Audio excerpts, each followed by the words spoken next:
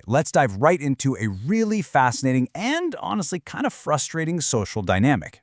Have you ever noticed how some people just naturally command a room while others seem to constantly get walked all over? Seriously, they don't yell, they don't pick fights, they literally just exist, and everyone naturally respects them. But then, in that very same room, someone else is getting a completely different level of treatment. Well, in today's Explainer, we're uncovering the exact behaviors that govern this dynamic and, more importantly, how you can reclaim your time and your respect. So why are some respected while others are just treated like doormats? It's a painful reality, right? Being the doormat absolutely hurts. I mean, it looks like being interrupted right in the middle of a sentence. It looks like having plans canceled on you at the absolute last minute, almost like your time means absolutely nothing to them. Or, being the butt of the joke in front of a group where you just force a smile and pretend it doesn't sting. If you have ever felt invisible or treated like an afterthought, I really want you to reflect on this dynamic as we go through today's Explainer. Because here is the core thesis of the source material we're looking at. Disrespect does not happen randomly. It happens because you are sending signals. You don't mean to send them, obviously, but you're actively broadcasting signals that tell people, hey, it's okay to treat me poorly.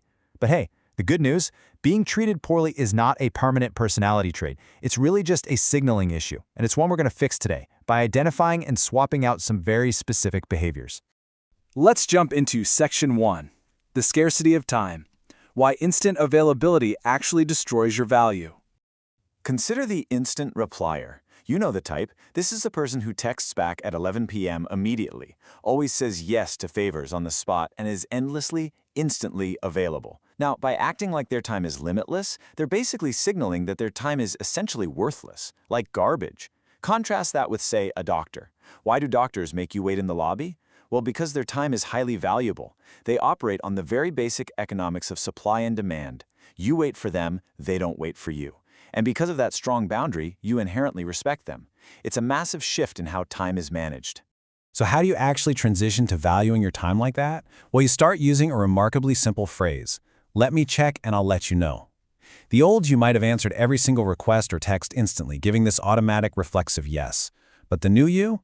The new you uses this exact phrase to introduce a strategic pause. You don't have to wait hours just to play games, but you wait because you have a life that literally does not stop for everyone else. You are proving to them and to yourself honestly that your time is a scarce, highly valuable resource. Now, the absolutely crucial point here is that when you enforce this scarcity, you're going to see immediate behavioral shifts from the people around you. It's amazing. Instead of just demanding a favor, they'll actually start asking, hey, do you have time for this? They'll totally stop expecting an instant response to a late-night text, and most importantly, they'll start saying thanks for making time, because your time is literally the most valuable thing you own. It's way more valuable than money. When you act like it's valuable, others will treat it exactly the same way. All right, moving right along to part 2, the boundary toolkit, how to enforce your new valuation. Now, when someone disrespects your time or pushes past your boundaries, the natural instinct is so often to get upset, right? You want to defend yourself, explain why they're wrong. But here's the thing, the big reaction actually equals giving away your power. When you react emotionally to disrespect, you're showing the other person that they got to you. You literally show them they have power over your emotional state. And, well, human nature basically dictates that people will often just keep doing the things that give them power. The alternative to that big reaction is incredibly simple. You just say, that was disrespectful. The source material shares this genuinely great anecdote about a friend who would constantly make these burger flipper jokes in front of a group just to mock the author's job.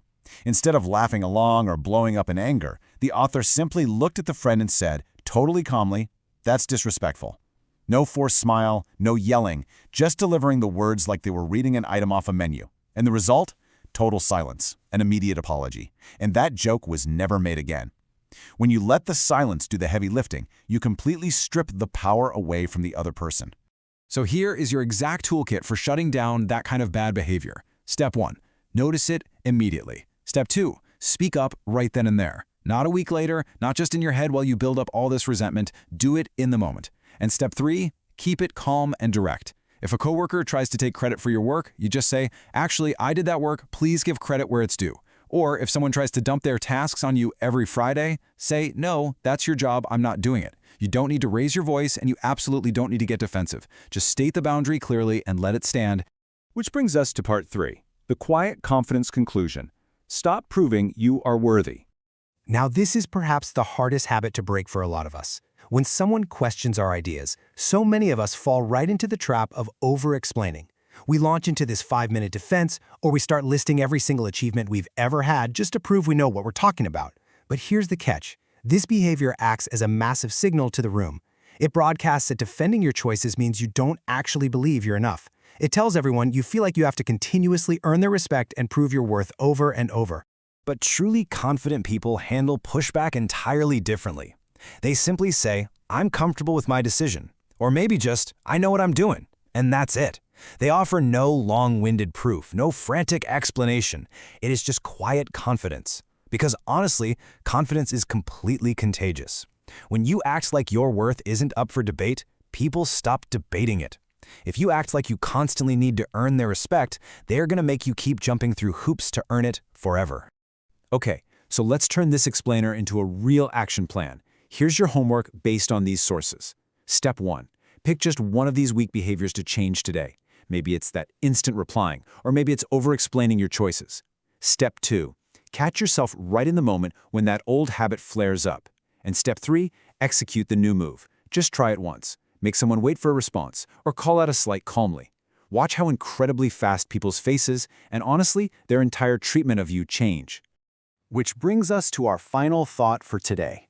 Stop waiting for permission.